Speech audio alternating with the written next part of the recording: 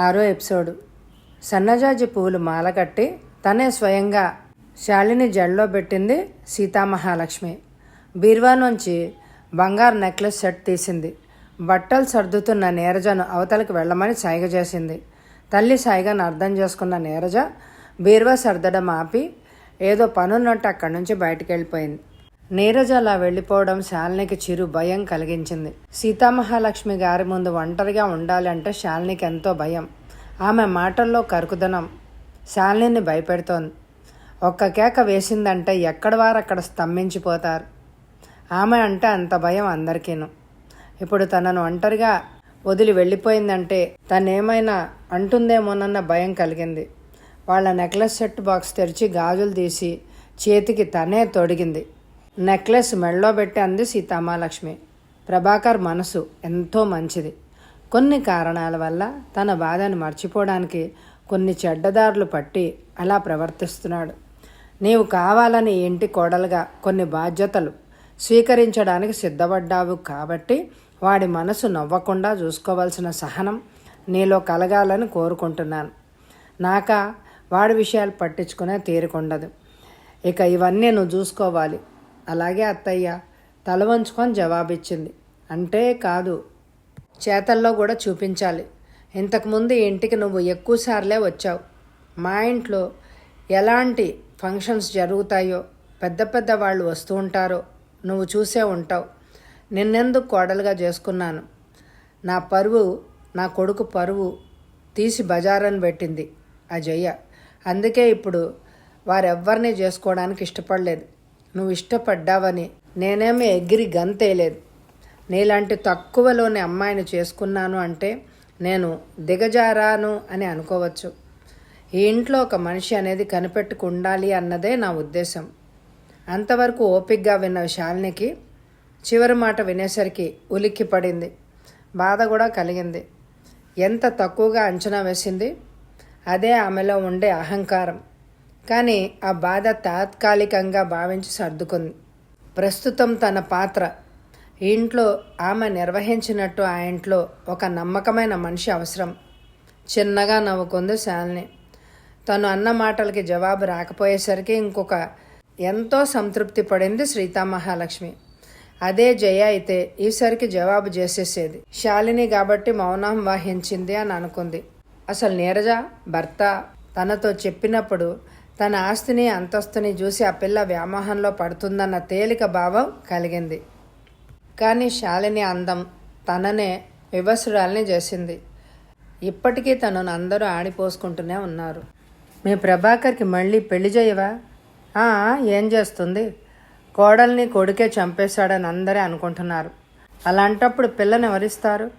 అలాంటి న్యూన్యత కలిగించే మాటలు కొందరు తన మొహాన్నే అడిగితే, మరికొందరు పరోక్షంగా ఈటల్లాంటి మాటలతో చిన్నబుచ్చుతున్నారు.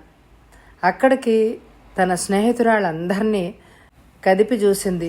వాళ్ళ అమ్మాయిలను ఎవరో ఒకరు ఇస్తారేమో అనే ఆశతో. వాళ్ళెంతో తన కొడుకుని తనను చులకన చేసి మాట్లాడారు. ఈ సంవత్సరం అమ్మాయికి వివాహం చేయదలుచుకోలేదు.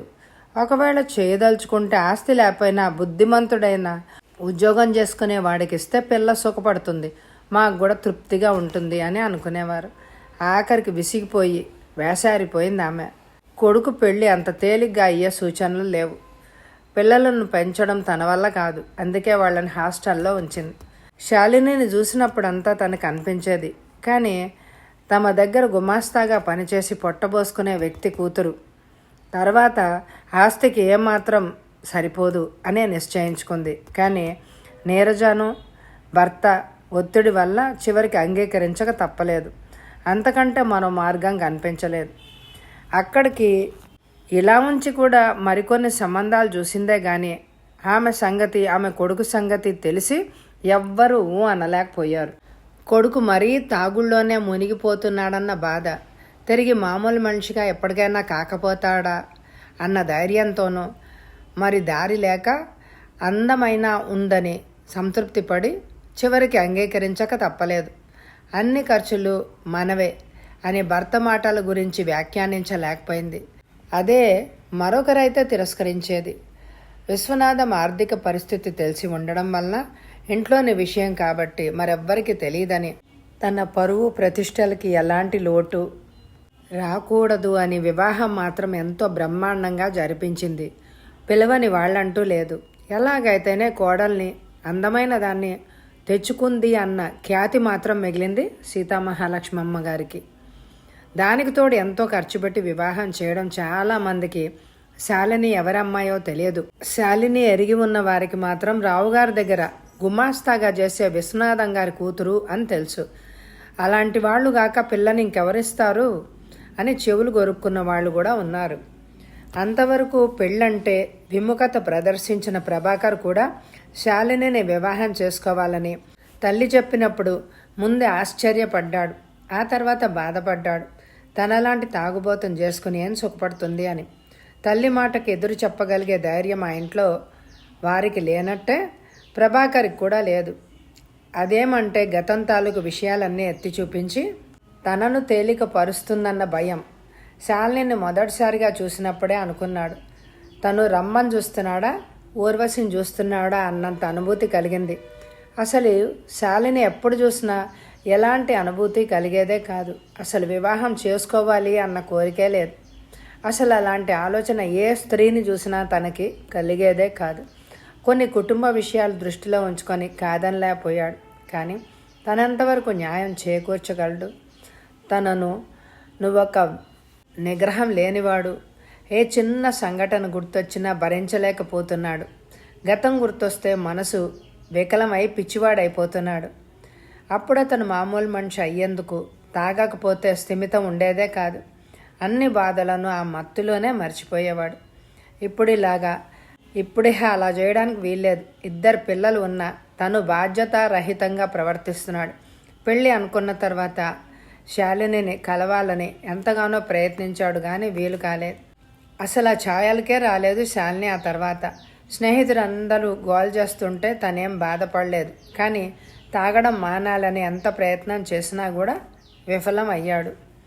ఎప్పటిలాగా సాయంత్రం వేళ పార్టీలు అవ్వకూడదు అని అనుకున్నాడు. కానీ స్నేహితుల బలవంతం ఏదైనా వేళాకోళంతో కోపం వచ్చి రోజులా కంటే ఎక్కువ మోతాదులో పార్టీ ఇచ్చాడు. తప్పదాగిన అన్నగారిని లోపలికి తీసుకెళ్ళింది నాయర్ సహాయంతో నీరజ. ఆ తర్వాత ప్రభాకర్ లేనప్పుడు అతడి గదిలో ఉన్న విస్కీ, బీరు బాటిల్స్ అన్నీ తీయించి గదిని అంతటిని శుభ్రం చేయించింది నీరజ తల్లి చెప్పిన ప్రకారం. కానీ ఆ రాత్రి గదిలోని ర్యాకులన్నీ ఖాళీ అయి ఉండడం చూసి ఉగ్రరూపుడు అయిపోయాడు ప్రభాకరం. కోపం పట్టలేక తల్లిని ఏమీ అనలేక బారికి వెళ్ళి ఫుల్గా తప్ప తాగి ఇంటికొచ్చాడు. ఆ పరిస్థితిలో చూసిన నీరజకి ఎంతో బాధ కలిగింది. ఇంకెప్పటికి మారుతాడు అన్నయ్య? శాలిని జీవితాన్ని నాశనం చేసినట్టే అవుతుంది. అసలు తనెందుకు అన్యాయం చేసుకోవాలని అనుకుంది? ఇదే ప్రశ్న ఎన్నోసార్లు తనకు తానే వేసుకుంది. కానీ జవాబు రాలేదు. ఎవరిస్తారు జవాబు? ప్రశ్న తనే వేసుకోవాలి, జవాబు కూడా తనే ఇచ్చుకోవాలి. అలాంటప్పుడు ప్రశ్న వేసుకోవడం కూడా దండగా అనుకుంది. పెళ్లికి ముందు రోజు కూడా తాగి పడుతూ లేస్తూనే ఇల్లు చేరాడు. కొడుకును ఆ స్థితిలో చూసి ఎంతో బాధపడ్డారు రాజగోపాలరావు గారు. విశ్వనాథం తను చెప్పినవన్నీ విన్నాడు.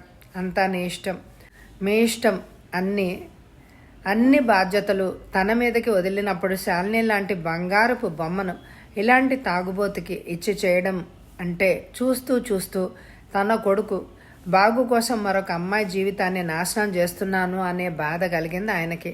ఆయన కొడుకు ఇలాగైనా బాధపడతాడు అన్న భావం కలిగింది. ఆ భావంతోనే ఎంతోమంది స్నేహితులు విమర్శలను కూడా తట్టుకోగలిగాడు.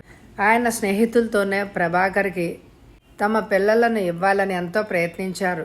అందుకు రావుగారు అంగీకరించలేదు. తన కొడుకు ప్రవర్తన బాగోలేదు. ఎప్పుడు నిషాలోనే ఉండే తన కొడుకు ఏ పరిస్థితిలోనూ అలా అయ్యాడో అర్థం చేసుకోకుండా అంత తేలిగ్గా చూసే స్వభావులైన కష్ట నష్టాలు తప్ప మరో విధమైన మనశ్శాంతి లభించదనే ఎవరికి అవకాశం కూడా ఇవ్వలేదు. శాలిని ప్రభాకర్ల పెళ్లికి వచ్చిన వాళ్ళంతా రావుగారి వైపు వాళ్ళు ఆయన్ని విమర్శించడం, సీతామహాలక్ష్మి గారి వైపు బంధుమిత్రులు విమర్శించినా ఎవ్వరూ పట్టించుకోలేదు. ఎవరి పనుల్లో వాళ్ళు నిమగ్నులు అయిపోయారు.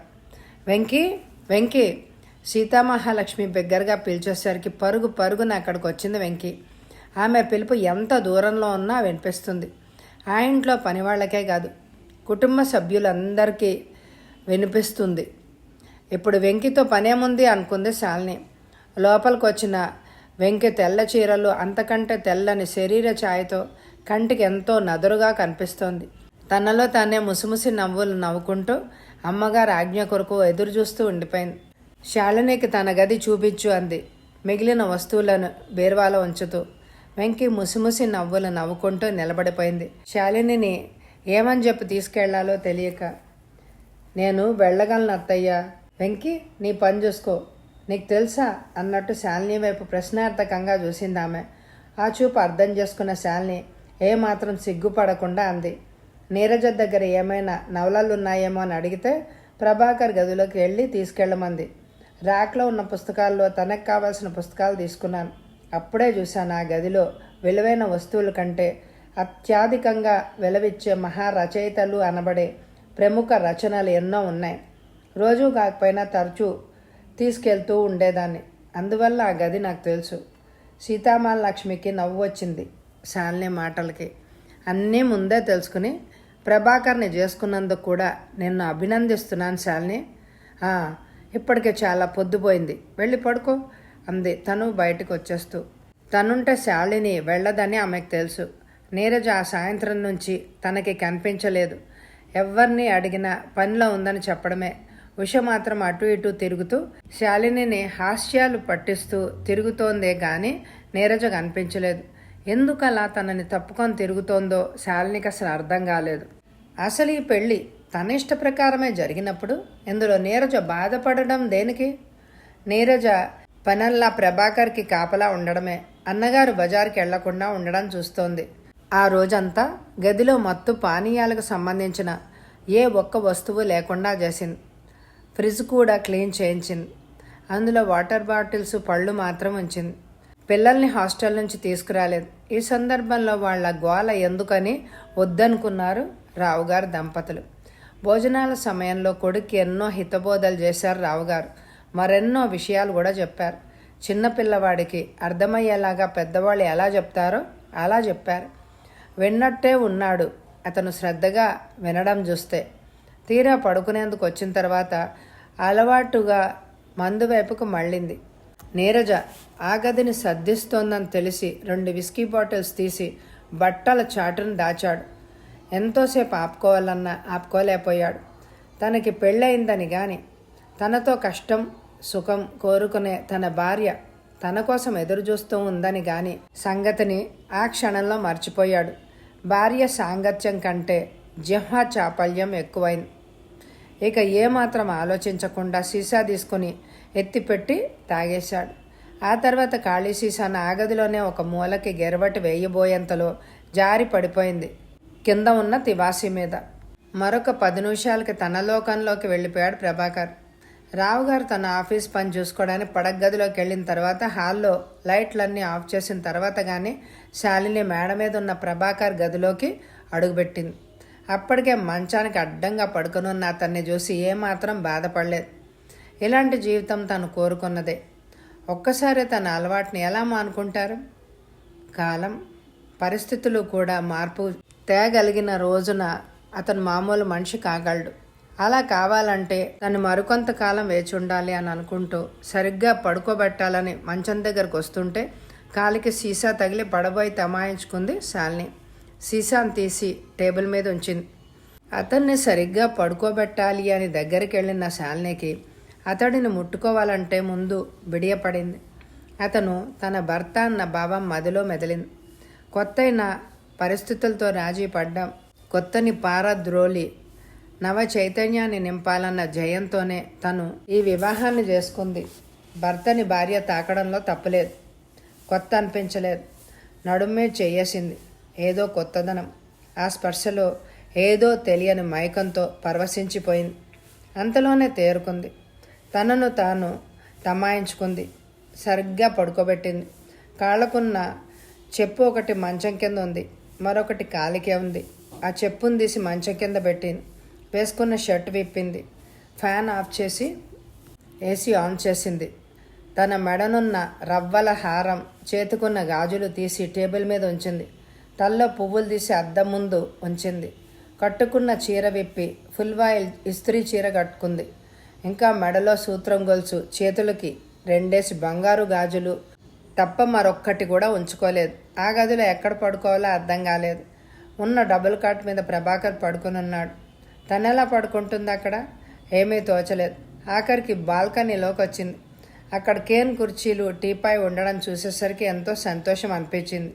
ఆ కుర్చీలో కూర్చుని టీపాయ్ మీద కాళ్ళు పెట్టుకొని పడుకుంది. ఎంతకీ నిద్ర రాలేదు.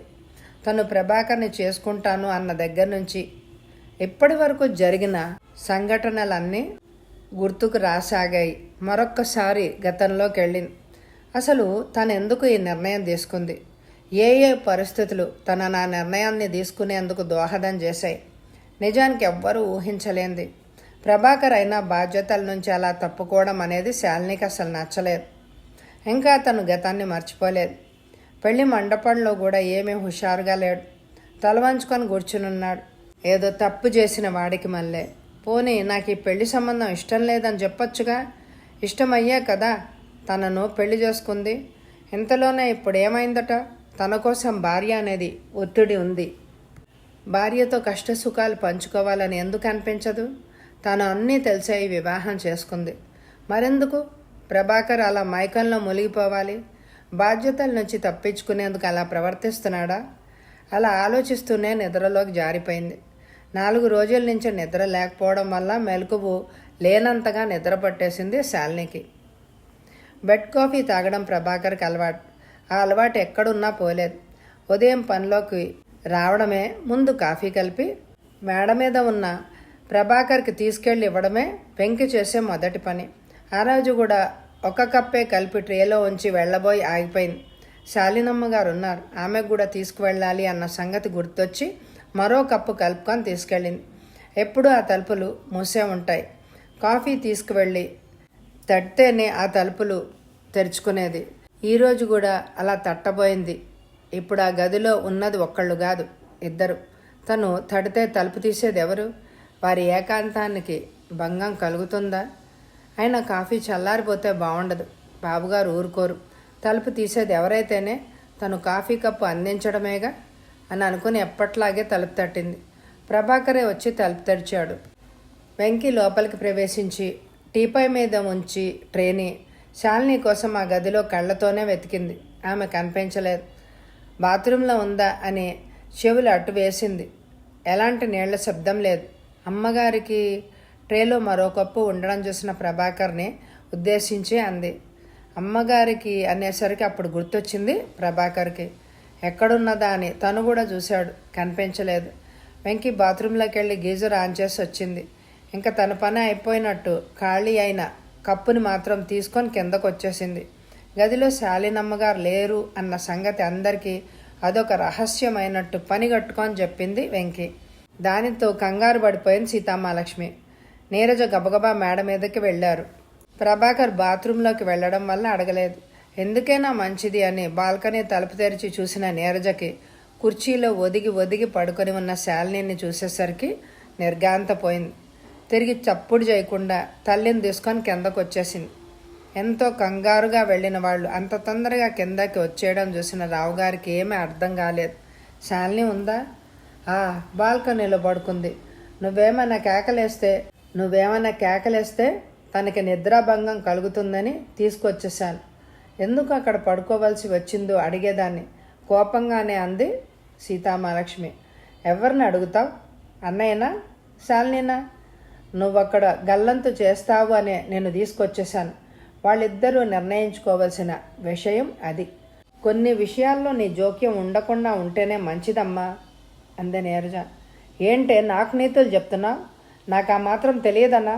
చివ్వున కోపం వచ్చేసింది సీతామహాలక్ష్మి. నేను చెప్పేది నీకు అర్థం కావడం లేదమ్మా. అసలు కొన్ని రోజులు వాళ్ళిద్దరిని అలా వదిలేస్తేనే అన్నయ్య శాలిని అర్థం చేసుకుంటాడు. శాలిని తన మౌనంతో అన్నయ్యను మార్చుకోగలదు. ఆ నమ్మకం నాకుంది.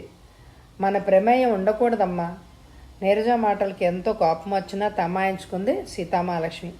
అసలు ఎప్పుడూ తనకెదురు చెప్పేవారంటే అంతెత్తు ఎగిసిపడుతూ ఉంటుంది. ఇప్పుడు తుళ్ళి పడిందే కానీ నీరజ చెప్పే మాటల్లో కూడా కొంతవరకు ఔచిత్యం కనిపించింది. అందుకే కోపాన్ని తమాయించుకుంది. తను కాఫీ తాగాడు. మిగిలిన కప్పు శాలినికి. ఇంతసేపైనా రాలేదంటే ఇక్కడే ఉంటుంది అని ఏసీ ఆఫ్ చేసి బాల్కనీ డోర్ తెరిచాడు ప్రభాకరం. ఆ కుర్చీలో ముడుచుకొని పడుకుని ఉన్నది. అలా పడుకోవడం చూసిన ప్రభాకర్కి ఎంతో బాధ అనిపించింది. అంటే తను ఎంతో అవివేకంగా ప్రవర్తించి ఉంటాడు. నెమ్మదిగా తిరిగి లోపలికి వచ్చాడు. డ్రెస్సింగ్ టేబుల్ మీద తీసిపెట్టిన నగలు, పువ్వులు, విడిచిన కొత్త తెల్ల చీర, ఖాళీ అయిన విస్కీ సీసాను డ్రాయర్ మీద ఉంచిందంటే శాలిని గదిలోకి వచ్చింది.